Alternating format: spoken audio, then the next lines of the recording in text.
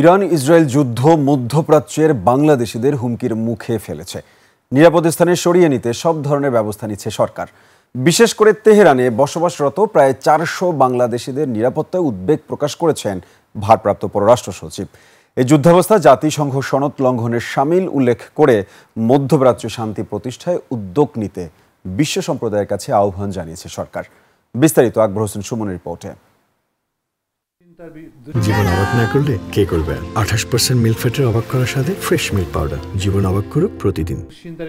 Iran Israel যুদ্ধ পরিস্থিতি ও মধ্যপ্রাচ্যে বাংলাদেশিদের নিরাপত্তা বিষয়ে পররাষ্ট্র মন্ত্রণালয়ের এই সংবাদ সম্মেলন। ভারপ্রাপ্ত সচিব জানান, তেহরানে বাংলাদেশ দূতাবাস ও বসবাসরত বাংলাদেশিদের নিরাপদে সরিয়ে নিতে কাজ চলছে।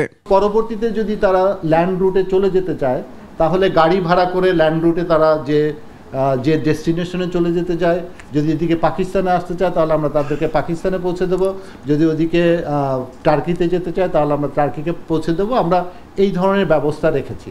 তবে এই মুহূর্তে আমাদের ইমিডিয়েট পদক্ষেপ হচ্ছে যে তাদেরকে আমরা তেহরান থেকে সরিয়ে যেখানে যত দূরত্বে গেলে নিরাপদে থাকতে পারবে আমরা সেই দূরত্বে তাদের বাসস্থান ভাড়া করে সেখানে আমরা রাখবো। যুদ্ধ বন্ধে জাতিসংঘ সহ বিশ্ব সম্প্রদায়ের প্রতি আহ্বান জানান সচিব। যত তাড়াতাড়ি সম্ভব এই সংঘাত বন্ধ করে মধ্যপ্রাচ্যে শান্তি প্রতিষ্ঠা করা অত্যন্ত জরুরি, না হলে এই যুদ্ধের পরিণতি অত্যন্ত ভয়াবহ হতে পারে। শান্তিপূর্ণ মিডল ইস্ট চাই, যেখানে ডিপ্লোমেসি এবং মিউচুয়াল রেসপেক্টের মাধ্যমেই এই শান্তিপূর্ণ মিডল ইস্ট পাওয়া সম্ভব। রাশিয়া ইউক্রেন যুদ্ধের মতো ইরান ইসরায়েল যুদ্ধে কোনো প্রভাব পড়বে কিনা এখনই অনুমান করা যায় না বলে জানান পররাষ্ট্র মন্ত্রণালয়ের এই কর্মকর্তা। ইম্প্যাক্ট নিয়ে অ্যাসেস করাটা অত্যন্ত দুরূহ একটি বিষয়।